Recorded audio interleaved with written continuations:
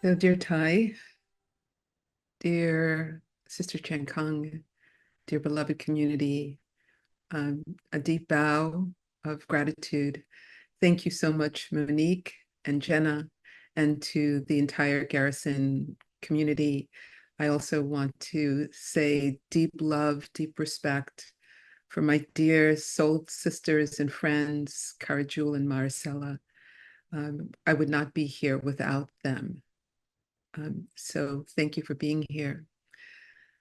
We want to take just a few moments to ground and settle ourselves. And I don't know about you, but sometimes it feels like the news that's coming at me is quite intense these days, and and so it requires really remembering how to settle a kind of upset nervous system and how to tap into our own sense, our own innate sense of joy that's always here. Um, there's been a lot of talk about joy these days, and so we thought that maybe we would share uh, a meditation on cultivating joy. And as mindfulness practitioners, our teacher, Zen Master Thich Nhat Hanh, has given us specific instructions about how to cultivate, generate within ourselves this sense of joy. You know, where we can be very good at pursuing uh, joy in a material way, but maybe not so good about generating that within ourselves. So this is a meditation of how to, within ourselves, generate this sense of joy that is always present. So the invitation, and if something I say doesn't work for you, please do what works for you. You know your body much better than I do. So I'd invite us to take a moment and to begin by feeling our feet on the floor or the ground beneath you. And my feet are touching the ground in the traditional lands of the Lenape people, and specifically in an area called Aquatong. Aquatong, which means spring in the bushes. So taking a moment to feel your feet on the ground. And by doing this, we bring the energy down from, often it's placed in the head and particularly in the forehead. And so bring the energy down to the soles of the feet, and perhaps imagining that there were roots coming out of the bottom of your feet, and feeling your feet rooted and connected to the ground underneath you. This is a place of inner stability. And just by doing that, by connecting with the ground underneath you, that's a moment of joy. So savor that. Take in that moment of feeling connected, feeling solid, feeling yourself held. You haven't done a thing, but noticing this, the support, the groundedness, the rootedness, the connectedness of your feet on the floor. And from this place of connection, bring your awareness to your sits bones. And this is a place of connectedness and stability. We feel solid when we're connected to the sits bones and our feet on the floor. We can navigate life's changes, life's uncertainties. So taking a breath in and a breath out,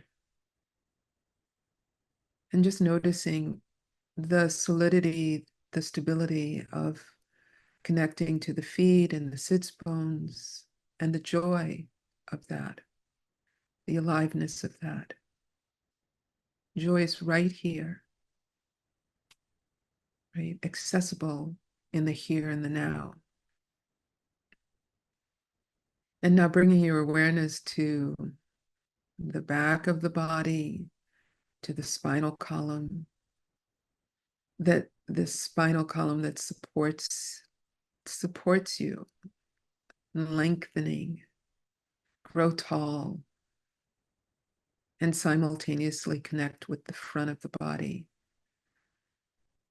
And feeling the very center of the chest and the heart area.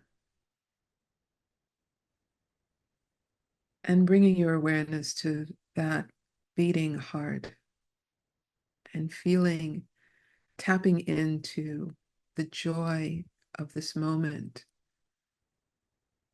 of being alive, the breath coming in, the breath going out, breathing in. I know I am breathing in. Breathing out. I know that I am breathing out. In and out. And breathing in, I feel calm. And breathing out, I feel ease and joy in this moment. So calm and ease. And so with this sense of calm and ease, stability and connectedness, with the sense of the in-breath, feeling the out-breath, and maybe 5% more relaxed, 5% more joyful.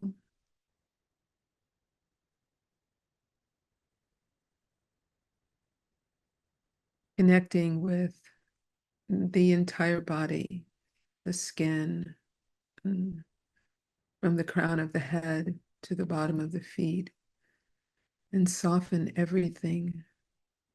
Soften the tiny lines around the eyes and the mouth, and the tongue. Allow the throat to be soft. The front body is soft, side body is soft. The back body is stable. So breathing in a deep, long, in your own way, and inhale, and a deep, long exhale. And we'll close this meditation on cultivating joy in the moment through the body, through the breath, through an awareness that there are conditions right here, right now, to delight, to feel joy, to feel happy. So these words are from the artist Esperanza Spalding. She's speaking of joy. She says, joy is a part of our inheritance. Joy is a part of our inheritance. It is my responsibility in this lifetime, in this generation, to really revel in the joy that has been passed on to me through the impossible, through the insurmountable, through so much grotesque horror and brutality of enslaved Black people, that this joy was passed forward like an envelope that was read and carefully sealed again and passed on to the next generation, and carefully read and passed on to the next. It is our duty to be seen in the power of that joy. Esperanza Spalding. So taking another deep breath in and a deep breath out. And if the eyes are closed, please feel free to open them. And maybe inhaling the arms up and stretch. Look up and floating the arms down. And maybe twisting the spine in one direction from left to right, or maybe shaping the hands, or any movement that supports you. So thank you, Esperanza Spalding. And I think we've placed that in the chat.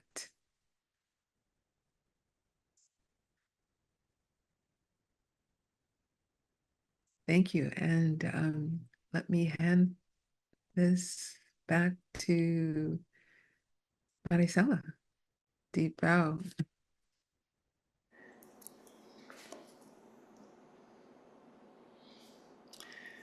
Thank you, dear Valerie. Thank you for that beautiful meditation. I think you said maybe you feel 5% more relaxed or connected, and I think it's higher. I feel like maybe 25 or maybe 27.5% more relaxed and enjoying that, owning and reclaiming my joy as something that's natural and mine. So thank you.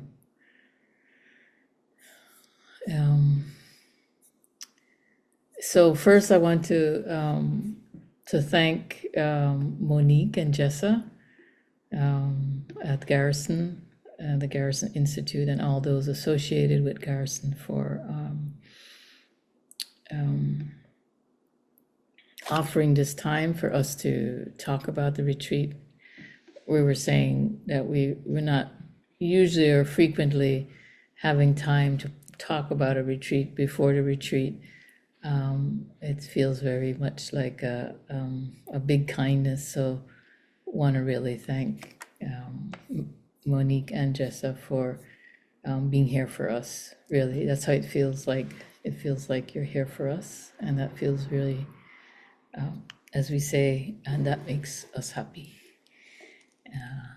Thank you. Yeah. Not to mention being present for the Garrison BIPOC group as well.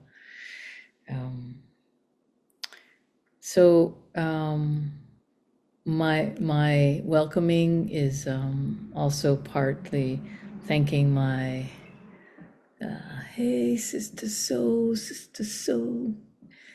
right? Yeah, I forgot the first part though. Something, oh, New Orleans. Yeah, sorry. Anybody can unmute and sing it. So yeah, wanting to thank, Kari Jewel, Valerie. Much love as always. I'm always happy to be in the same space with the both of you. I think that's something. That's a good thing, right? To be able to say that and to feel that.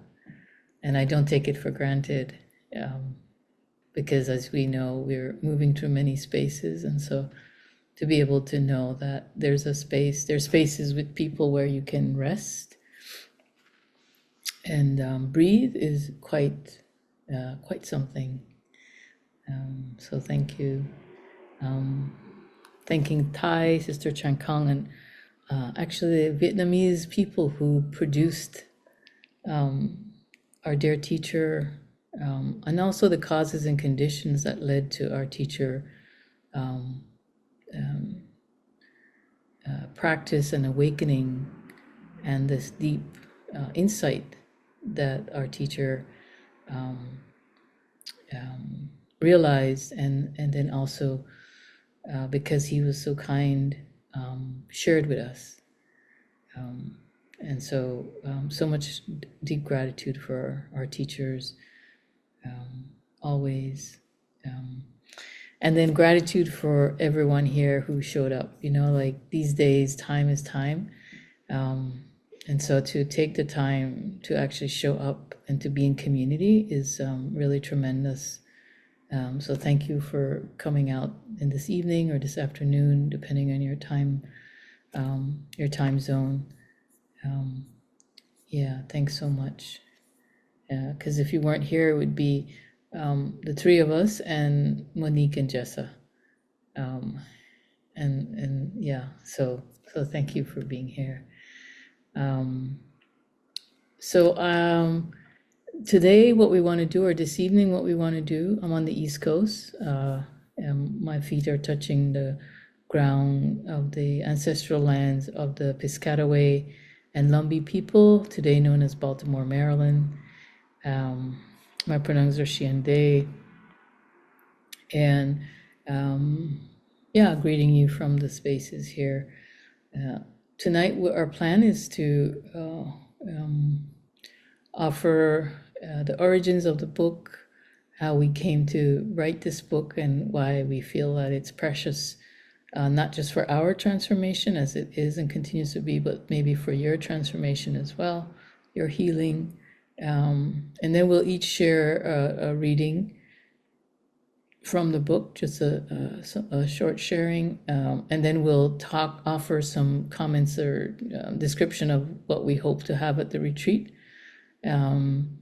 And then we'll respond to any questions or comments you may have in regard to retreat. And then we'll close and offer the merit of our time here together. And I saw there was something in the chat about what time the retreat ends. So I think the person was referring to this retreat. And so this time together, I see, okay, Valerie responded 90 minutes. And so it's kind of a retreat, and then it's a retreat because we're coming back home to ourselves, we're sitting together in community. And then also it's not so much a retreat of particular formal practice, as we'll be sharing things from the book and then sharing the plan for the retreat. And as you know, mindfulness in everyday life is what we practice. And so really everything can become a retreat. Everything can become an opportunity to practice into awakening in that moment when we practice with mindfulness and concentration and insight. So we hope to manifest that energy together tonight, even for this short time. So I'll stop talking for now and invite Sister Kara Jewel into the space. Thank you.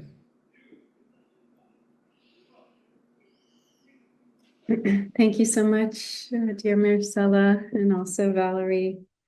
I also want to begin by just deeply honoring these two sisters and dear friends, and often mentors, people who I go to for advice and counsel, and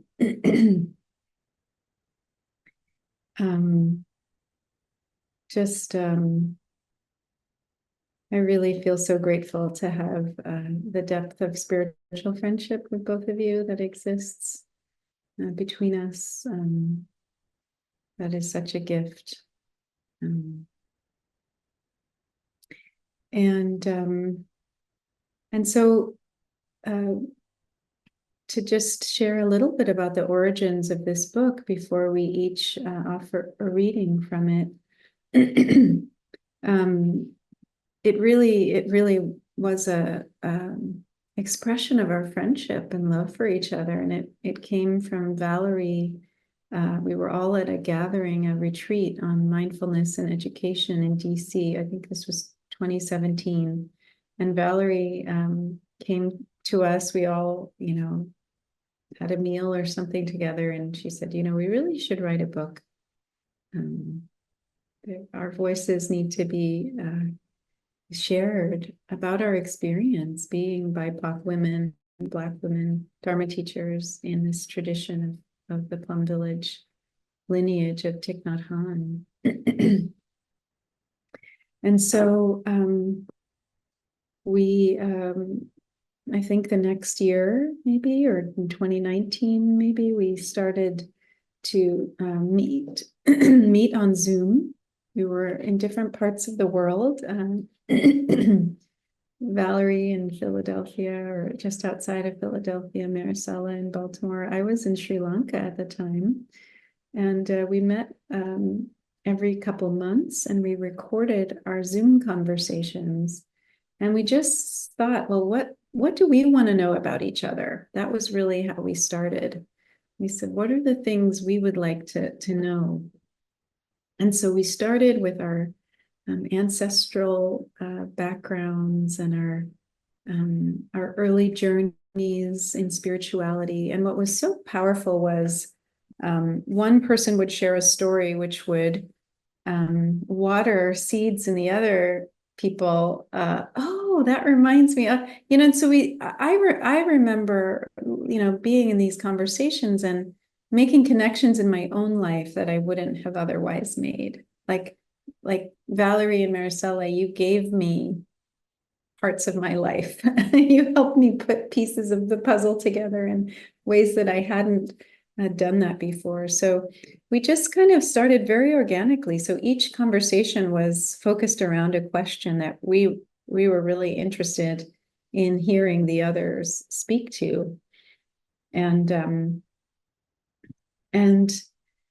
And we reached out to Parallax Press and said, hey, we're doing this. Do you think this would work to publish this? And they said yes. And so each Zoom call basically pretty much became a chapter. So each conversation.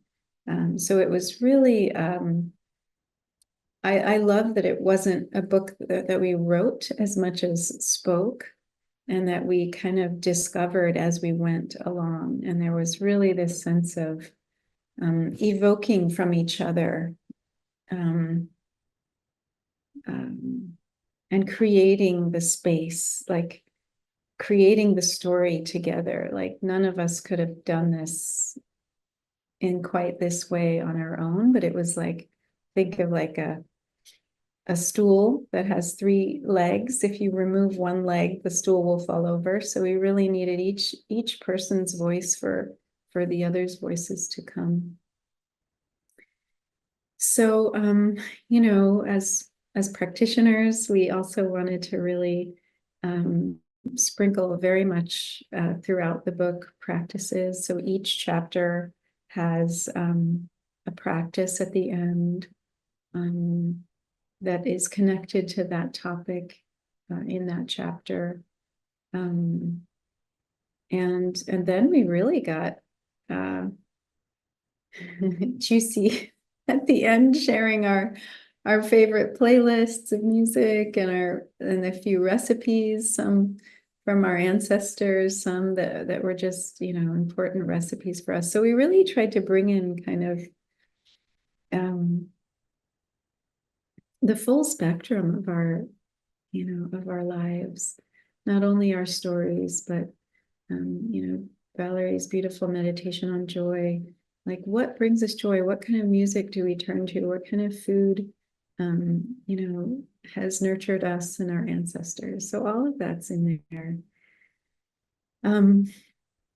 So that's, I guess, the story of how this book came to be. And we really had front and center the question of how can we make the Dharma that has been so transformative for us more accessible to people who've had our same experience, similar experience of being a BIPOC woman you know, with all the richness of our cultures, but also, you know, the tender, vulnerable places of internalized oppression, of trauma, of intergenerational trauma, and really speak to that in a way that helps folks who've had our experience, who don't have the, you know, dominant white experience, really helps them feel like they can take up space and that there's room for them in this beautiful Dharma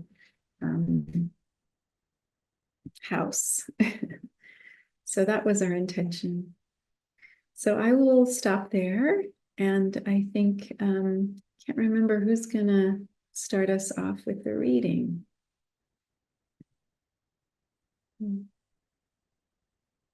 Thank you.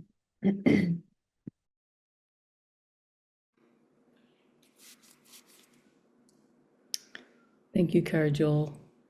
I think I am.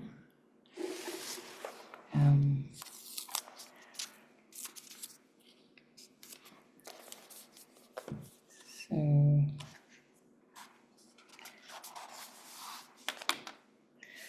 I've been letting the book open to where to letting the book read itself, meaning let it open to, yeah, I see someone's shaking their head, yeah, to what needs to be shared.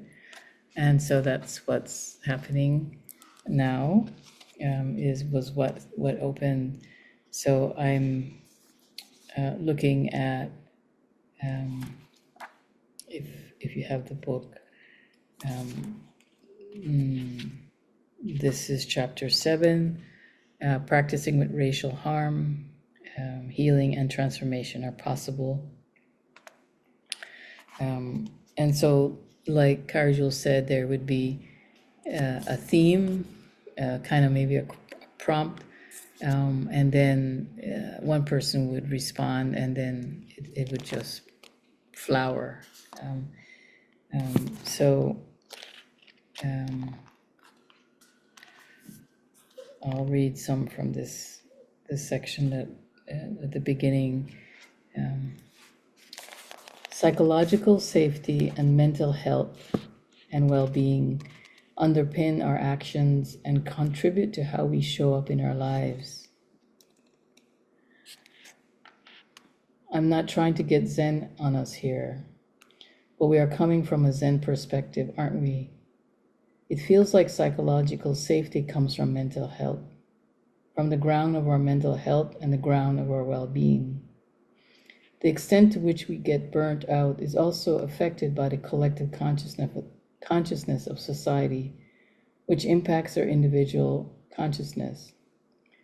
Everything we think, say, and do as individuals will always come back to that. In the places I'm often in, which are Black and low-income communities, organizing for land justice and against poverty, and healing justice with the Village of Love and Resistance, what comes up in the midst of everyday struggles for food, housing, clothing, and medicine are mental health and psychological safety. Without addressing this through focusing on healing the trauma of a history of racialized, uneven development and the root shock of serial forced displacement in a racialized capitalist system, we will not rebuild communities of health and equity. So just as a box, the word root shock is a word coined by Dr. Mindy Foley Love, which she describes as the emotional trauma a person experiences when their environment is devastated, as during urban renewal and the displacement of Black families. Rooting families out of their environment sometimes results in a negative outcome when they start over in a new environment, like uprooting a plant and replanting it. Ignoring this, we risk bearing the trauma of segregation, this generational trauma, this weathering of continuous racial and class oppression. And this other word, weathering, it's a term offered by to describe by Arlene Geronimus, is defined by her as chronic stress that wears down your heart, your arteries, your neuroendocrine systems, all your body systems, so that in effect you become chronologically old at a young age. This racial harm is a continuous stress, if not from the internalization of the messages of inferiority, from the continuous outward impingements of being in a white settler colonial culture. Collectively, this leads all folks of color to a greater likelihood of burnout in the short term and health disparities such as we now are experiencing in the long term.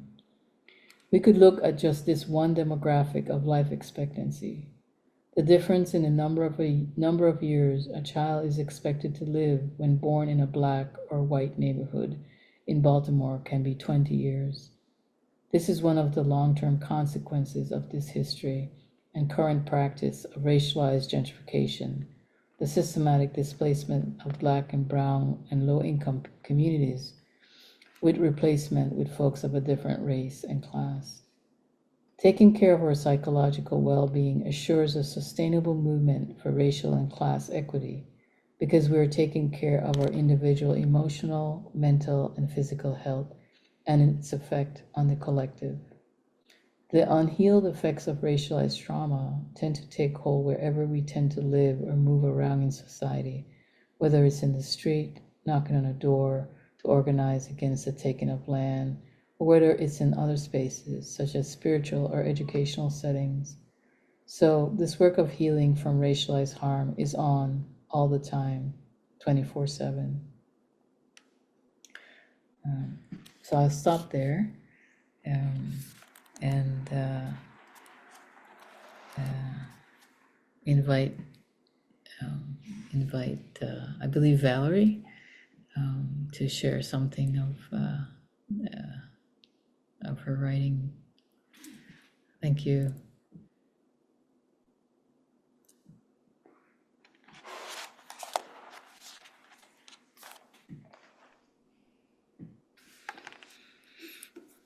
Thank you, Maricela.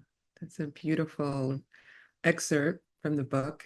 And Karajul, I'm so appreciating the way you laid the foundation for that. Yeah, the book, which is really very much a conversation that often centered around food. We were always eating while we were on Zoom. And that's where I want to begin. I'm going to go right to the recipes. And what's really interesting about these recipes, we just didn't kind of pull them out of a hat. And so I want to speak just a tiny bit about the recipes that I shared in this book, beginning with coconut chips. And the story behind coconut chips is that my father, who is Jamaican, had many jobs. And one of his last jobs before he died was he decided he wanted to open a bake shop. He knew nothing about baking, but he was going to teach himself how to bake. And darn it, he did. And he baked all kinds of amazing Jamaican sweets and cookies.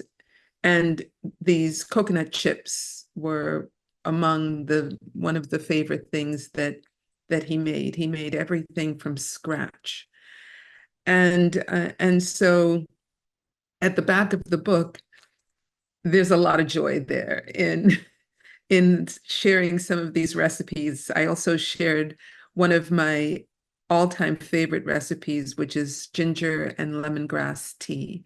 I don't think there's a single week that goes by that I don't have a pot of ginger and lemongrass tea on the burner of my stove. It's incredibly healing.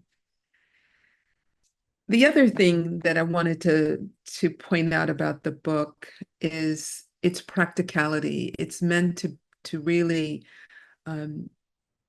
be a guide for how we can live our lives, how we can have, what to do when we're faced with difficult situations.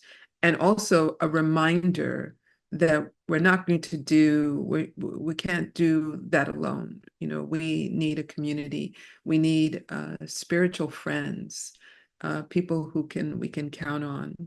So I'd like to share a kind of practical reading from the book about how I practice with mindfulness on a daily basis, like just an ordinary thing that happened to me.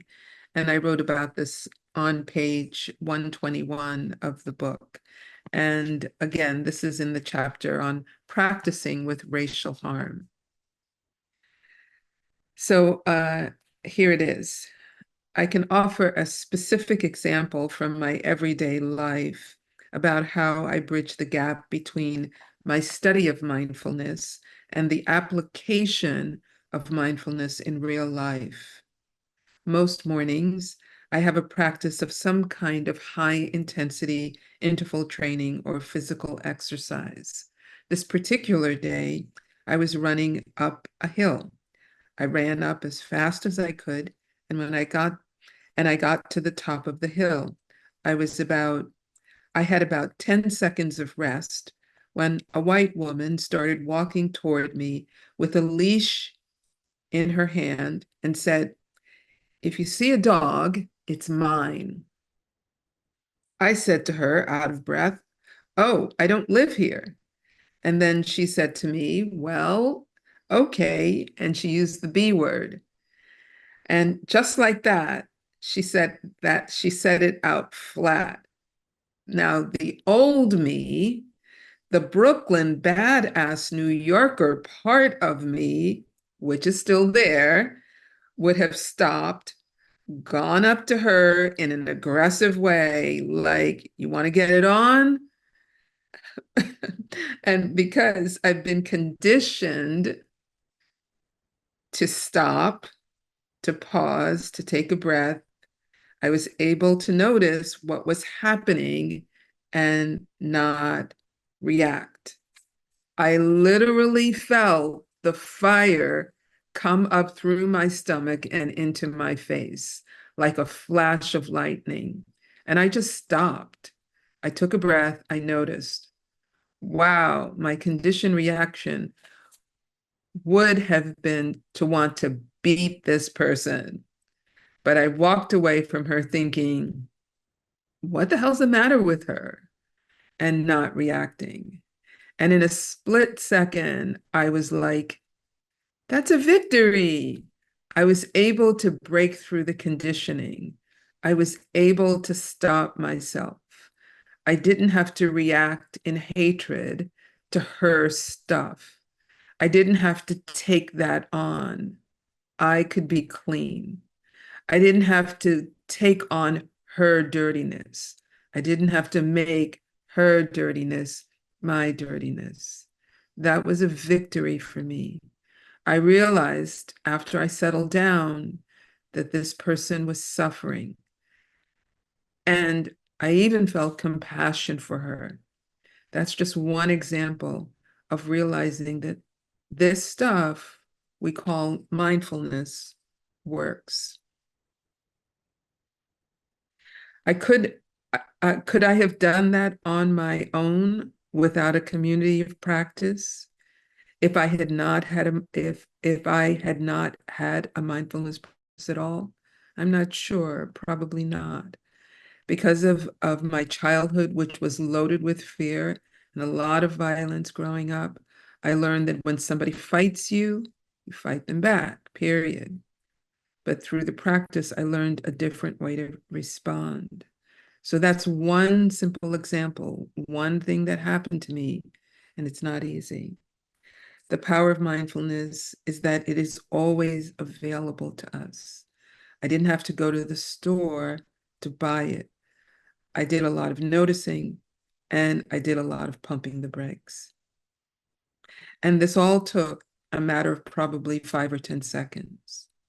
Again, later on, I went back and I started to think, wow, this person has a lot of suffering.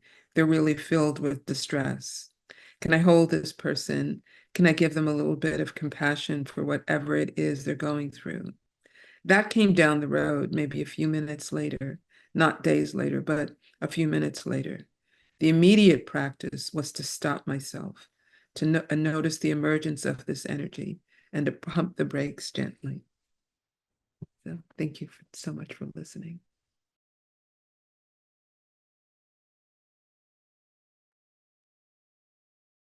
Thank you. It's always so good to hear these stories and reflections multiple times. I want to also acknowledge before I read that that my feet are touching the land of the Munsee, Lenape, and Merrick peoples of Long Island. I forgot to mention that. And connected to this honoring of where we come from and where we are being supported right now.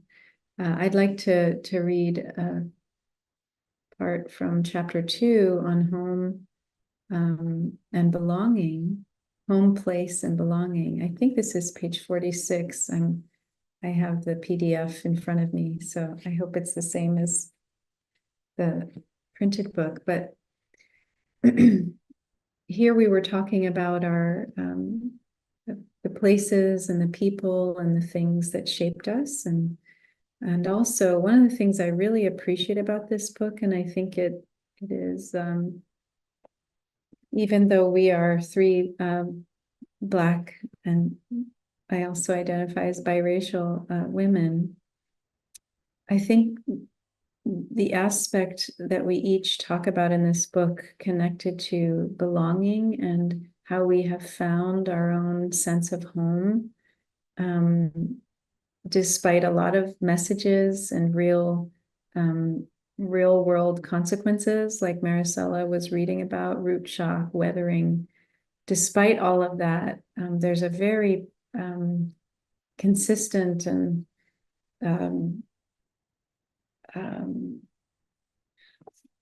fully, expressed in many different ways, how we have come to claim our own belonging and our own sense of home inside of ourselves.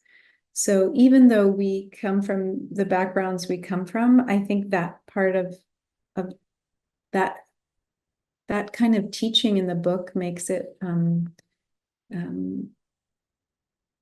something of benefit to anyone, to any BIPOC folks of other traditions, of other backgrounds, and any humans, regardless of your racial or gender or other identities. So this is the piece I'm going to share about from my own experience of what helped me to one of the things that helped me to touch this sense of belonging in myself. So the experience of leaving the monastic life was a powerful experience of having to trust myself and my own still small voice inside that was not lining up with what other people around me were saying for the first time in my life. I remember being so afraid to leave and wondering how I could possibly survive. I remember that I felt that the only way I could truly practice was in the monastery, and that my whole life was going to fall apart if I left. Leaving felt like going into the wilderness. I'm skipping a paragraph here. When I was a nun, the sense of home was so connected to the community, and it had been for my whole life. I was at home in a group of people who were all doing the same thing. That's how I grew up in my family of origin, and my life as a nun was a total continuation of that. So the understanding of finding home in myself really deepened when I left the monastic community, because it was the first time that I wasn't syncing up with a group of people around me. I had to listen to something that was my truth, that for the first time was not reflected back at me. Nobody wanted me to leave. I had to go my own way, and there wasn't anything waiting for me on the outside. But I found out that when I just took that leap of faith, life met me and I was taken care of. I didn't know what the next step was going to be, but I didn't have to know. I just had to be fully present with the one step. And then as I took the next step, the next thing was revealed and I was cared for and I had what I needed. That was when I really understood the lines from the song, "Here is the Pure Land," which say, "The Sangha body is everywhere. My true home is right here." I had been singing that song for 20 years, but it wasn't till I left the monastery that I really understood. This is for real. The Sangha body is everywhere. My true home is right here. When Tai says he found his true home because he was in exile, when he says that the only reason he found his true home was because he was deprived of his physical home in Vietnam, I understood that for myself in a new and deeper way. So this experience of choosing to go into the wilderness, to exile myself, was this opportunity to know that I was going to be taken care of. And whatever that meant, I knew that I didn't have to worry. I could find some way to be safe inside of myself, wherever I found myself.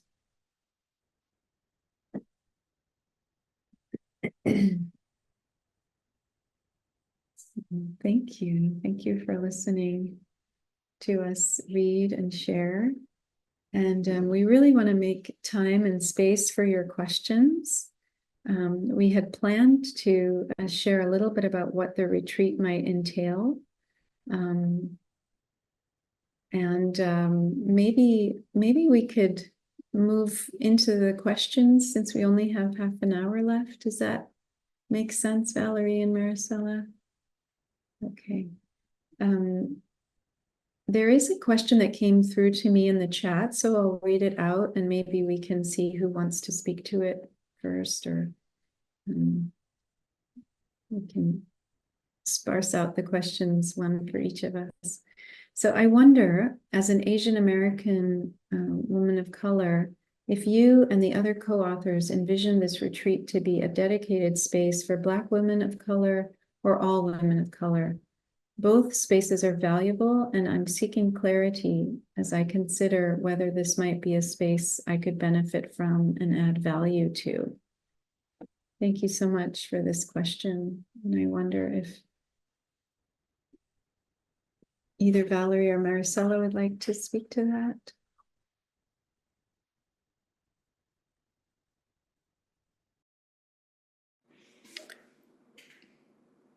Thank you, Carrie Joel, and thank you for the question.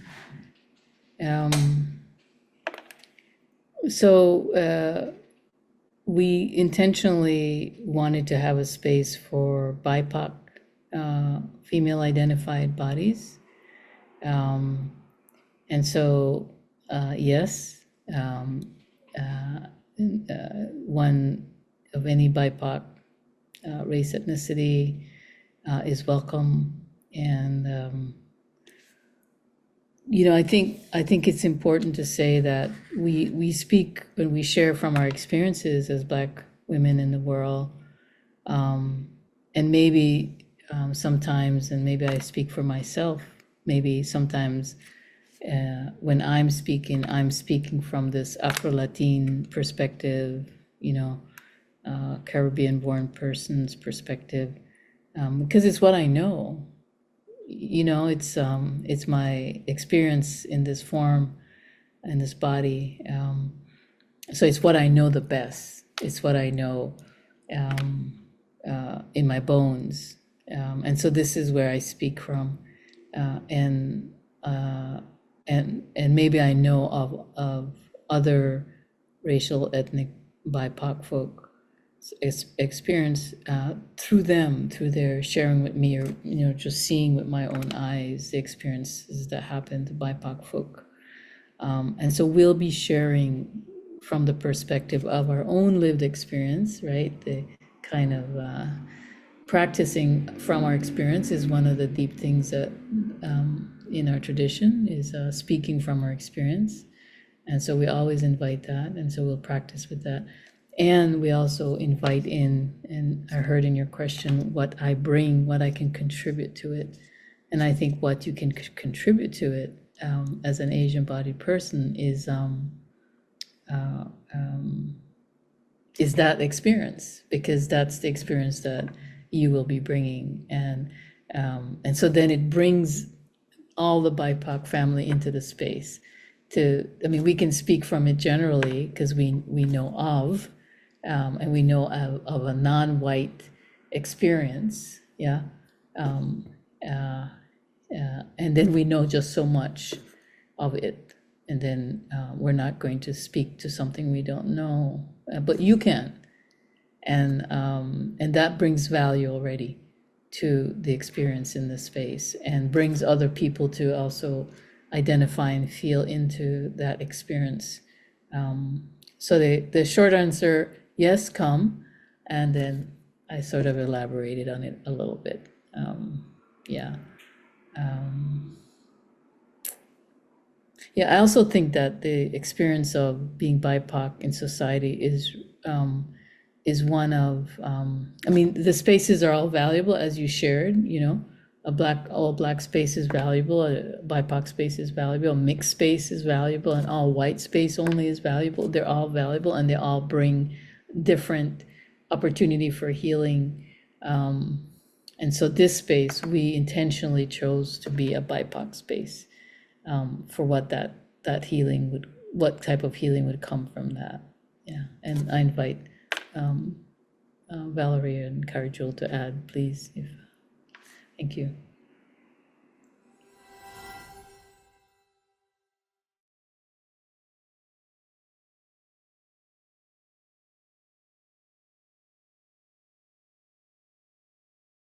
Beautiful question. And so we were just talking about this before the start of this session. And at this moment, we haven't laid out everything in terms of the retreat. We're sensitive to, at least here in the United States, the energy, the energetics of what's happening, particularly around the election and the aftermath of the election, knowing that this retreat will come at the aftermath of a historic, maybe significant, quite significant election. But we think that some important themes should be lifted up. The grounding and our ancestors is a big theme and should be lifted up. And I do see that there is a question in the chat regarding that from Monique, and we'll definitely respond to that. There's the theme of belonging to ourselves, belonging to each other. You mentioned, Isabella, stories. We know that one of the best ways to connect with each other is through sharing our stories. So that practice is something, listening for understanding, as opposed to listening for correction, you know. So some of these practices, as well as just the joy of the sitting together in sitting meditation, walking, enjoying nature, this beautiful place, lovely food together. So we're expecting that, and our hope is that people walk away from the retreat feeling nourished, feeling rested, feeling a greater connection to themselves and to the folks around them, as well as to nature, right? And leave the retreat restored, healed, feeling whatever healing that we as individuals and collectively need in this moment, that we'll get that, or we'll have a taste of that. So I'll pause there, and maybe others want to jump in. Thank you, Valerie. I'll just add one of the things we will be in touch with people when they register, or before the retreat, about focusing in on a few chapters of the book. We recommend reading the whole book if possible, before the retreat. And if it's not possible, we'll hone in on a few chapters. So we will have, you know, reference points that hopefully we can share together. And I also, one of the things I love about retreats is the chance to really water the seeds of joy together. So we'll have plenty of opportunities to do that, as is very much there in the book, in terms of sharing our stories, in terms of bringing our songs, bringing our poems, bringing our jokes, dancing, moving together, creating both profound and humorous and lighthearted ways to really connect and enjoy each other. And I think just to echo what Valerie has said in terms of really, you know, we come with a plan, but then we really want to listen to who's there and what's in the room and what's in our larger collective mind after the election. And so some of the things will be set, but some of the things will emerge based on who shows up and what's in our hearts and minds, what the needs are of the group. So we'll try to be responsive to that. Yeah, thank you. Hope that's a helpful answer to your question. I wanted to add something to this question and the planning. So this book resulted in healing for all of us. As Kara-Joel mentioned, out of being together with each other, something emerged, something different emerged. And I think each one of us have shared to that effect at different times since the book was published. I personally, I think that if you read the book, you're going to find healing somewhere in it. You're going to find healing. I can't imagine how you couldn't, actually, because there was so much healing for each of us throughout this intimate conversation. And so you're listening to our intimate conversation where we're vulnerable with each other. I can't imagine how something in that book is not going to touch a hurt of yours, because we're all carrying these traumas that we haven't taken good care of yet. I can't imagine that you're not going to touch something that will open up and that will, if you spend some time with it, which is why we invite the practices, the pausing, the taking it slow, taking it easy, so that you can, sorry, there's a Caribbean song that says taking it slow, taking it easy. I can't help myself with these songs. They're in my yeah. But the thing is that if you read this book in the way we invite you to read it, and you read the intro, you will heal. And so the next part, what I'll say is, in preparation to come to the street, the invitation is also that if there is something in there that's really like, like a, the hangnail thing, or the thing that sticks out, that catches, that just the reading and the sitting and the practicing with didn't bring any little transformation or big transformation, I invite you to bring it to the retreat, and let us practice together with it. There is something so beautiful and transformative that comes out of being together in a community with spiritual friendship, when there's joy, when there's a space of trust and love and opening of heart that holds whatever that trauma is, and starts to just prepare the softness to unravel the hardness. Yeah, it's a natural rule of law, actually, that if you bring something soft next to something hard, they're going to begin to share that energy. And so when you come intentionally into a space that's offering that, and you're willing to bring that hard thing into that, there's something that naturally that will happen.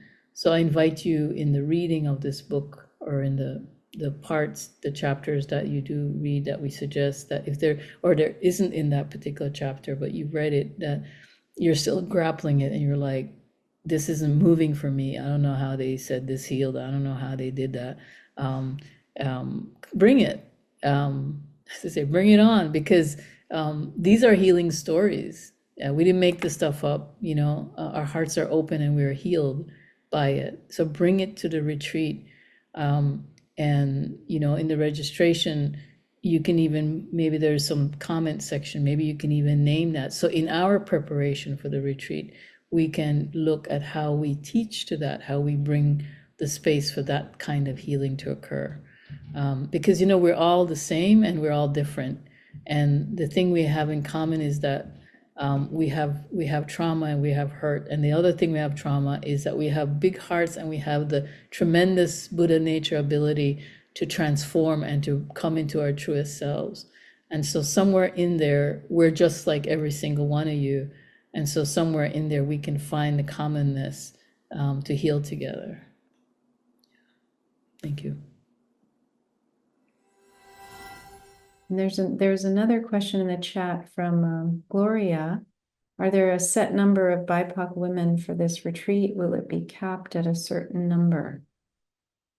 So maybe one of us can respond to that one as well.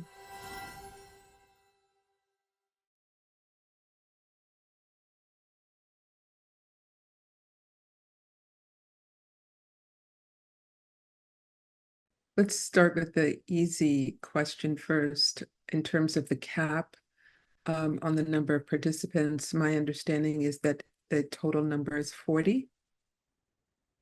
But Monique, you can confirm that. Is that not correct? No, everybody's welcome. We're hoping to get to at least 40, which will be optimal, but if we get beyond that, that would be beautiful. Okay. Beautiful, lovely gathering. Thanks for the clarification. Yeah, so this is a really good question, and we're very sensitive to the fact that the retreat is situated after the election. And my sense personally is no matter who is elected, there's going to be a contest about that. And so the heightened sense of uncertainty and anxiety, I think I'm anticipating that that's going to be in the air and continuing on through the winter into January. And so this is a really important time for the retreat actually begins now, right? Not in November, it begins right now. As you sit here, how you're breathing. One of the ways that you can resource yourself is through your own breathing. One of the ways that you can resource yourself is through connecting with another person that you trust. One of the ways that you can resource yourself is through connecting in nature. You don't have to live in the Rocky Mountains. Maybe looking at a plant, looking even at a screenshot of nature is beneficial.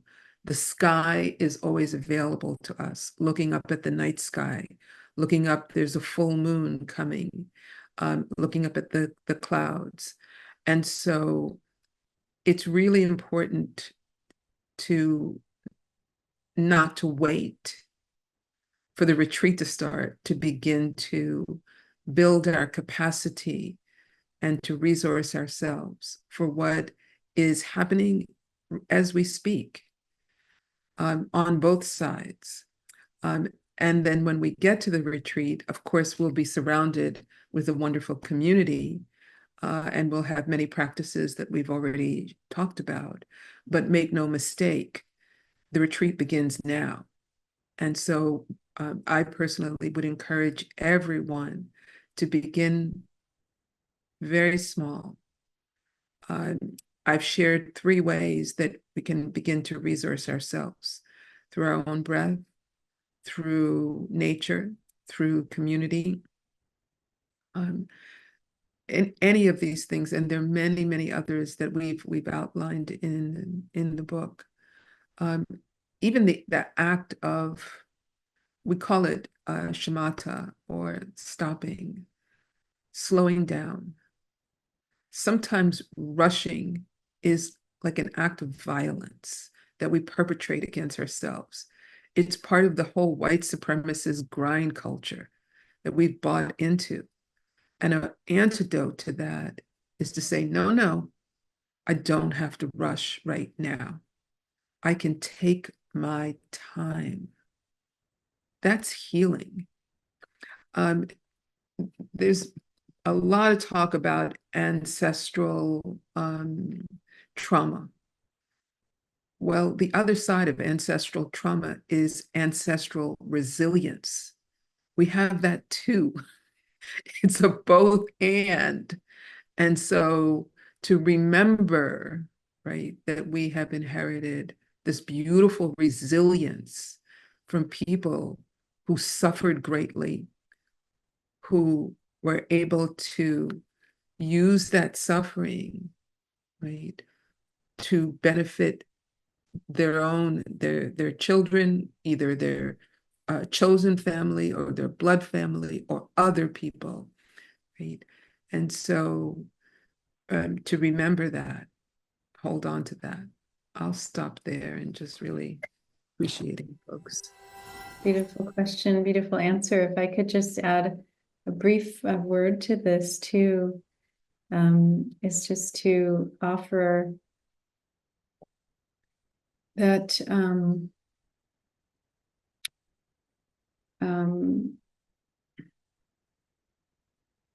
while it's important to prepare ourselves for whatever may come, however we can, right? Worry doesn't help a lot, right? And so when we find ourselves worrying, what will happen on November 5th, or what will happen after November 5th, and there are many things that are very legitimate to worry about, right? But we really, as Valerie said it so beautifully, the more we can guard our minds, the more we'll have to offer to ourselves and others at a time when people are really going to need us to have something to offer. I mean, and that starts now, as Valerie shared so beautifully. And what we do with our minds really matters, so that we will have the kind of freshness and clarity and energy still. If we spend all of our energy now worrying, we're going to be exhausted when the time comes to actually deal with whatever it is that happens, right? So I just want to offer that when worry arises, it's important to recognize it and say, oh, this is worry. And then take good care of that worry with compassion, with kindness, with friendliness, not judging it, not pushing it away. And then in watering the seeds that we want to nourish in our minds. So, one of the things that can be a way to shift the energy of worry is to send loving kindness, to send care to those that we may be worried about, right? So I have this as a practice. When I notice that I'm worrying about someone that I love, instead of the tendency of the mind to think of all the bad things that could happen to them, I see them safe. I see them protected. I see them whole. And so when we feel worry about the election, we can notice that, take good care of that, be kind to that part of ourselves, and then visualize care, protection, love surrounding the people, or maybe it's our whole country, maybe it's our whole society, visualizing those who are marginalized having what they need. So it's just an invitation to notice, because wherever our attention goes, our energy flows. So we can have our energy flowing towards worry, or we can have our energy flowing towards how can I be part of protecting people who need protection in this country? How can I be part of shifting things in the way that I want to see them shifted? And so noticing the habit of worry is really helpful to be able to use our energy wisely at a time when it really counts. So just offering that. Thank you so much for the question. There was a question in the chat about, and I know we have just a few more minutes, how can someone who does not know their ancestors, whose ancestral history has been denied, benefit from the November retreat? Can someone heal their way home when the ancestral home and ancestral faces are a mystery?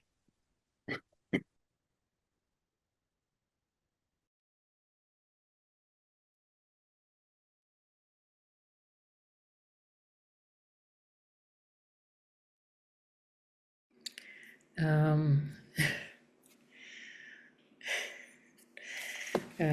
so I think in the book we talk about ancestors and healing, which is how the name came, Healing Our Way Home. And so while in the mundane, in the everyday life, we may think of ancestors as the, as you're referring to, as Monique reflects this question, someone or a group that you can put a face on, or specific people. I think we all touch on this in two ways: on the mundane way of the actual, blood ancestors that we know of, and those we know or knew of. And then as we go deeper, we speak of the ancestor of the elements, and the home being, when we actually discover that home is really right inside of us, because then we've really reached down and deep into that place that we now notice that we've always been home. It's always been here, and we've been pulled out so far, and we've gone out looking, and then as we practice and we heal, we realize that home's been here all along, and then we really nurture that. So the ancestors, while we always think, or often think of blood ancestors and needing to know who they are, it is not a requirement for this healing that we talk about in the book, and it certainly isn't a requirement for the to participate in the retreat. I also want to share that there are spiritual ancestors that we practice, which is a very big part of our tradition. Is bringing into mind and honoring and receiving the gifts from our spiritual ancestors, and the land ancestors, right? The land that we're on, the land we've grown on, and the land ancestors who brought to us the way of living and how we now participate in the land, the joys and the different things that we've learned from being on this land, that they passed onto us through the land, right? And just wherever that is in the world, the land ancestors have really honored us. So blood ancestors is only one of the ancestors. And again, I really want to emphasize the ancestors of the elements. And I don't talk about it right now too much because it's so late as the time, but the elements of earth, water, wind, fire, and the ancestors that are in them, that therefore, because we are made of those elements, are always in us. So that's that coming back always again and again, and realizing that we are of the ancestors. We are already fully of the ancestors, and there's no separation. Yeah, so hopefully that helps. Yeah, thank you.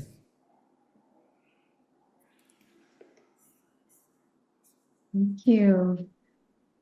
So maybe we can bring our time together to a close and we put in the chat the link to purchase the book, and there's a 30% off code, Healing30, if you purchase from Penguin Random House, the distributor. And just a deep encouragement, if you purchase via Amazon or Google Books, Google Read, something like that, any review you offer would be much appreciated. It just helps more people see the book. But we really invite you to think of joining us for the retreat, November 22nd to the 24th. All are welcome, all BIPOC women, and just going deeper into what we've explored here tonight, and really getting to know each other, and really being in community together, supporting each other in this really significant time in history. So just deep gratitude to each of you for being here, for listening, for sharing. And such a joy to be with both of you, Maricela and Valerie, and I'll let you speak briefly, and also thank you, Monique and Jessa, all of our Garrison family.